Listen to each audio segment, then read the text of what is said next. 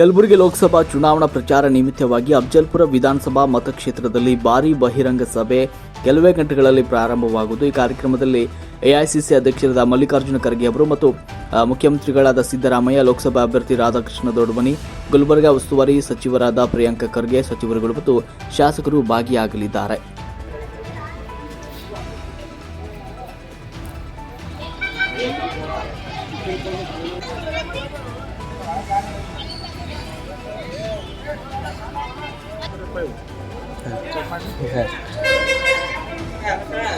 ನಮಸ್ಕಾರ.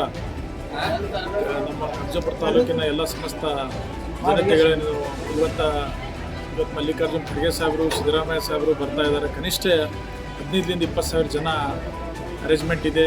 ಎಲ್ಲ ಜನ ಬರ್ತಾ ಇದ್ದಾರೆ. ನಾವೆಲ್ಲರೂ ಬಂದು ಈ ಫಂಕ್ಷನ್ ಯಶಸ್ವಿಗೊಳಿಸ್ಬೇಕಂತ ವಿನಂತಿ ಮಾಡ್ತೇನೆ. ಟೈಮಿಂಗ್ ಎಷ್ಟು ಗಂಟೆ ಬರ್ಬೇಕು? ಟೈಮಿಂಗ್ 11:30 ಗಂಟೆ.